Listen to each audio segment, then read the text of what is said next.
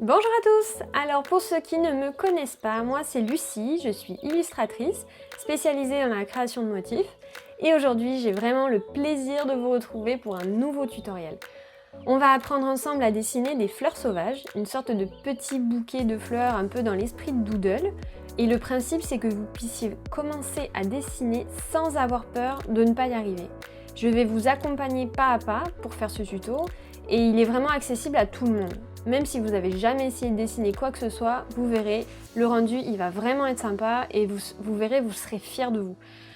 Alors c'est parti pour ce premier tuto de dessin de fleurs sauvages dans l'esprit doodle. Alors pour commencer, on va parler matériel. Alors vous avez besoin juste d'un calepin, d'une feuille, d'un critérium ou d'un crayon de papier. Donc moi j'ai pris un critérium parce que je préfère, c'est plus fin. Une gomme, tout simplement, c'est quand même mieux. Ensuite, alors je prends des stylos à pointe fine. Alors on va prendre un 0,3 pour les contours et un 0,1 pour tout ce qui est détail. Voilà, donc après vous pouvez vraiment prendre ce que vous voulez. Si vous avez juste des stylos, vous prenez des stylos, il n'y a pas d'obligation. Voilà, c'est le matériel. Après, si vous voulez vraiment apprendre à dessiner des petits doodles comme ça, vous achetez juste le 0,3 et le 0,1, ça suffit pour commencer et vous allez faire vraiment de jolies choses. Mais comme je vous dis, juste des feutres, des crayons de couleur ou tout simplement faire ça au crayon de papier, c'est possible aussi. Il n'y a vraiment pas de matériel nécessaire pour faire ce tutoriel. Voilà.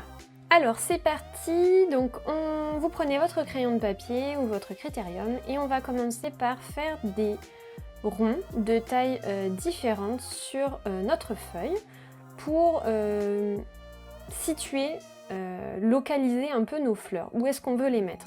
Alors moi j'en fais deux grosses, deux un peu plus petites et une dernière plus petite. Ensuite vous allez faire vos tiges. Alors les tiges, vous n'êtes pas obligé de les relier ensemble. Vous voyez, les deux premières, je ne les ai pas reliées.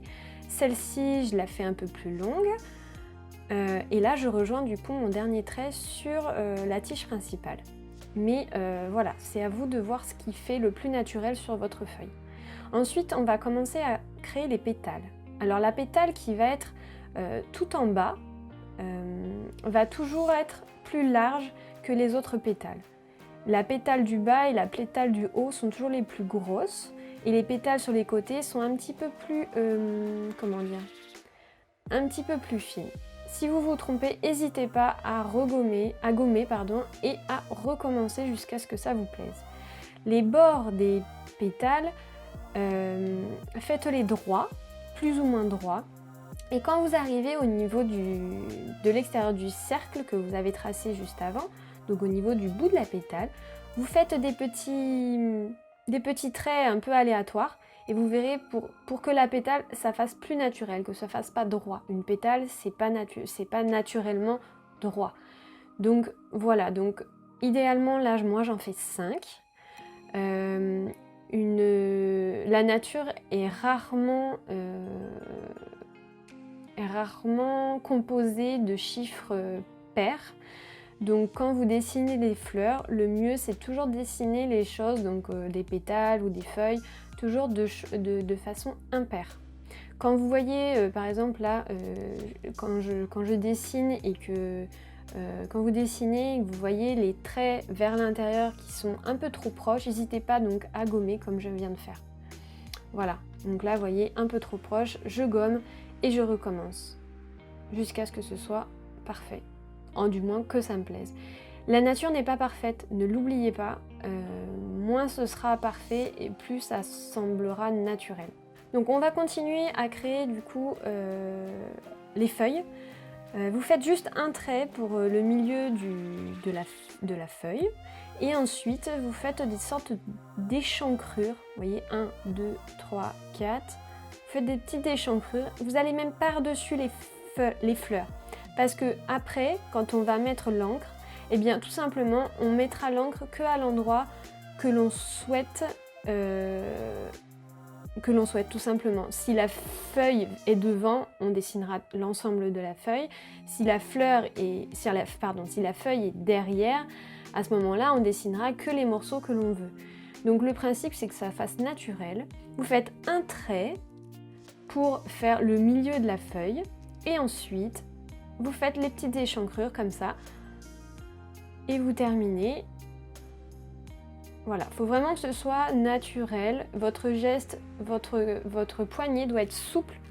N'hésitez pas à vous reprendre à plusieurs fois. Moi, j'ai un peu de pratique, donc c'est normal que j'aille plus vite. Mais vraiment, prenez le temps qu'il vous faut. N'hésitez pas également à gommer, comme je viens de faire, les parties qui vous gênent un peu visuellement. Et puis, voilà, on va passer directement à l'ancrage. Donc là, on va commencer. Alors, moi, j'essaye de faire les tiges d'abord, mais les tiges qui sont que je vois qui sont faciles d'accès. Vous voyez, celle-là est assez facile, celle qui est à côté aussi, et puis celle-là aussi. Vous voyez, la plus grande là au milieu, elle me gêne un peu. Elle est prise par les feuilles. Donc je vais commencer par faire mes feuilles. Voilà. Celles qui sont visibles, vous voyez, celles qui sont faciles d'accès. N'hésitez pas à les faire en premier. Il n'y a pas d'ordre. Vous ne prenez pas la tête à vous dire il faut absolument que je fasse les fleurs d'abord, les feuilles après, les tiges avant, etc. Il n'y a pas d'ordre. Voyez ce qui est le plus simple pour vous au début. Le centre de la feuille et les échancrures de la fleur. Alors, j'ai choisi de faire des feuilles comme ça parce que ce sont des feuilles qui tout de suite paraissent, on dirait des fleurs sauvages. Il y a beaucoup de fleurs sauvages qui ont ces petites échancrures là sur les feuilles et je trouvais ça vraiment plus sympa à faire pour ces petites fleurs sauvages. Voilà. Là, vous voyez, je finis ma grande feuille. Et je finis avec ma tige. Comme je vous disais tout à l'heure, c'était plus simple de le faire dans ce sens-là parce que ma feuille, je la voyais vraiment devant ma tige.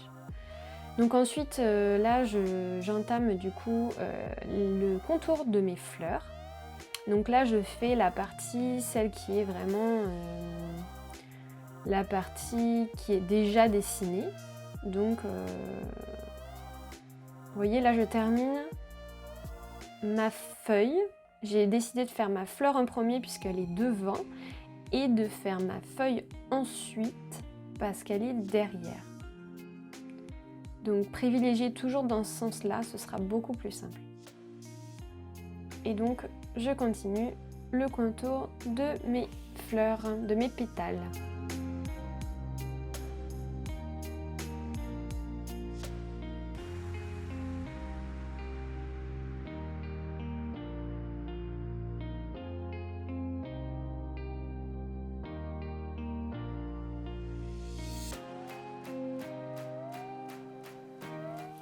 Donc maintenant que mes contours sont terminés, je pose mon stylo feutre et je gomme l'ensemble du coup de mon dessin pour y voir plus clair, pour être plus clair sur le dessin et pouvoir faire les finitions tranquillement. Alors maintenant, je prends mon stylo donc 0.1 et je vais commencer à faire les détails. Alors pour faire les détails, je vais commencer par dessiner les pistils. Alors là, on fait vraiment des petits cercles totalement imparfaits, des petits traits autour pour mettre un peu de naturel dans la fleur. Et là, on va commencer les petits détails sur les pétales. Alors pour faire cela et que ce soit joli et bien fait, je vous conseille de faire les petits traits dans les creux et les bosses de vos pétales. Vous voyez là, il y a une bosse, un creux, et vous intercalez entre des longs traits et des petits traits. L'idéal, c'est d'en avoir soit un tout seul, soit deux.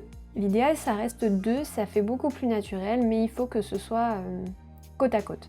Et ensuite, là, vous voyez, je fais l'intérieur. Je fais quelques traits comme ça, des longs, des plus courts, pour que ce soit, pour que ça fasse un rendu naturel et qu'il y ait du détail sur ma fleur. Et donc là, on continue, les pistils, les petits détails autour, des petits traits par-ci, des petits traits par-là. On se prend pas la tête. S'il y a un trait qui est pas joli, ben c'est pas grave, on continue. Ne vous arrêtez pas à juste un trait qui vous plaît pas, c'est pas grave, c'est pas grave. L'objectif c'est que vous fassiez plaisir, que vous preniez du plaisir en fait en dessinant, que vous lâchiez prise et que vous fassiez du beau, mais le beau c'est pas parfait le beau. Voilà, donc ne vous prenez pas la tête. Allez vraiment sur vous voyez des petits coups comme ça qui sont très vifs, très rapides. Ne calculez pas en fait vos traits. Il faut que ce soit, faut que ça vienne, faut que ce soit rapide. Voilà. Donc après vous pouvez très bien faire les détails des fleurs ensemble. Vous n'êtes pas obligé d'aller une fleur par une fleur comme je fais. Vous pouvez par exemple faire tous les pistils des fleurs en premier, et puis ensuite faire les petits détails sur les pétales. Voilà, il n'y a pas de règles. Il n'y a vraiment pas de règles en fait. Moi, je vous donne des clés, je vous donne des outils, des techniques, et après, vous en faites ce que vous voulez. Si vous voulez faire un peu différemment, vous pouvez. Voilà.